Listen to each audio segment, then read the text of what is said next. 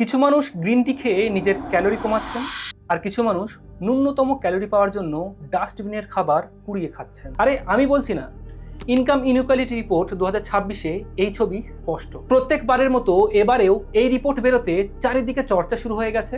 চলুন দেখা যাক এই রিপোর্টে কি আছে। এই রিপোর্টে বলা হয় ভারতের 10% বড়লোকের কাছেই আছে দেশের 65% সম্পদ, আর দেশের 40% মধ্যবিত্তর কাছে আছে ভারতের মোট সম্পদের 28.6%।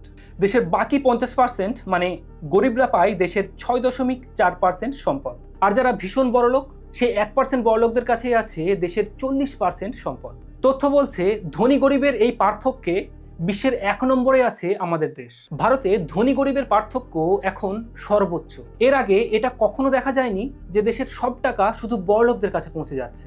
যখন ইংরেজরা আমাদের দেশ শাসন করত তখন এই বৈষম্য দেখা দিয়েছিল, কারণ ইংরেজরা সমস্ত সরকারি প্রতিষ্ঠানগুলো চালাতো, সমস্ত কোম্পানিগুলোর মাথাতে তারাই বসেছিল। ফলে 1922 সালে দেখা যায় দেশের 10% ধনীদের কাছে চলে গিয়েছে দেশের 50 থেকে 57% সম্পদ। স্বাধীনতার পর এটা ধীরে ধীরে কমে। 1982 সালে 10% ধনীদের কাছে ছিল 3 থেকে 5% সম্পদ, আর এখন আবার দেশের 10% ধনীদের কাছে পৌঁছে গেছে দেশের 65% সম্পদ। মানে ইংরেজ শাসনের থেকেও খারাপ অবস্থা। রিপোর্ট বলছে দেশের বড়লোকরা আরো বড়লোক হচ্ছে আর গরিবরা আরো গরিব হচ্ছে। কিন্তু কিভাবে? চলুন সহজ করে বোঝাই। দেখুন, সরকার আপনাকে স্বাস্থ্যসাথী কার্ড দিচ্ছে বা আয়ুষ্মান ভারত।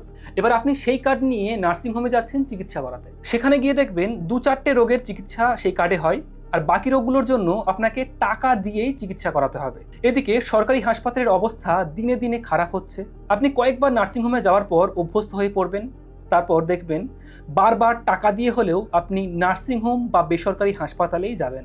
এখানে মধ্যবিত্তরা কেউ কেউ হেলথ ইন্স্যুরেন্স করে নেবে, বড়লোকরা নার্সিংহোম খুলে নেবে, কেউ ওষুধ বিক্রি করবে, কেউ রিপোর্ট করার জন্য ক্লিনিক খুলবে। আর সরকারের এখানেই লাভ। সরকার চাইলে যে টাকা কার্ডের মাধ্যমে আপনাকে দিচ্ছে সেই টাকা দিয়ে আপনার বাড়ির পাশের সরকারি হাসপাতালটাকে ঠিক করে দিতে পারে। তাহলে আপনি নিজের এলাকাতে সরকারি হাসপাতালে ফ্রিতে চিকিৎসা পেয়ে যাবেন। কিন্তু না, এটা করলে সরকার যে সমস্ত বড়লোকদের আরো বড়লোক করতে চায় সেটা হবে না।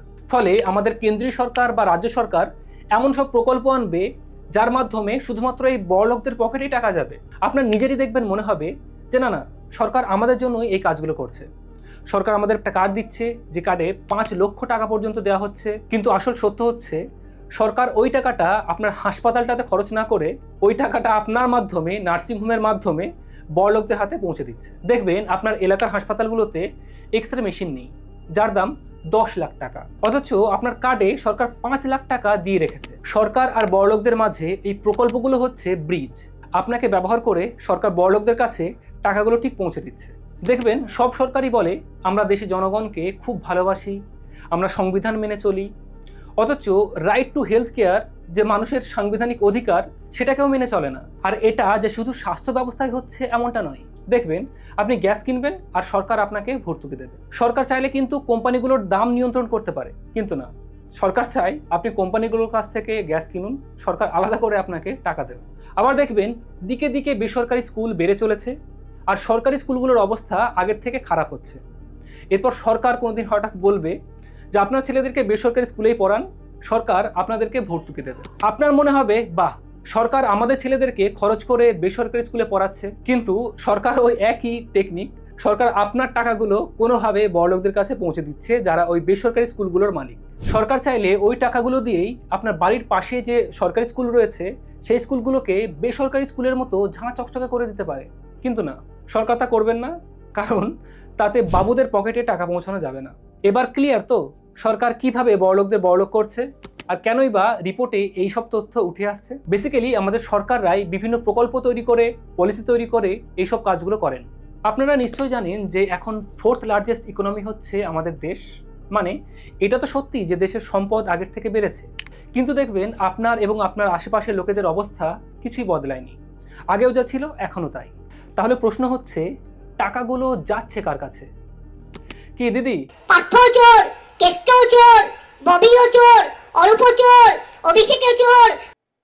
মোদিজি? अंबानी अडानी अंबानी अडानी अंबानी अडानी। এছাড়াও রিপোর্টে বলা হয়েছে যে ভারতে মহিলাদের কাজের পার্টিসিপেশন 15.7%, যা গত 1 দশকে একটুও বাড়েনি। মানে সরকাররা ওই যে বলে না যে ফিমেল এম্পাওয়ারমেন্ট, মহিলাদের কর্মের অধিকার, নারী শক্তি, ওই বক্তৃতাতেই কাজের কাজ কিচ্ছু হয়নি।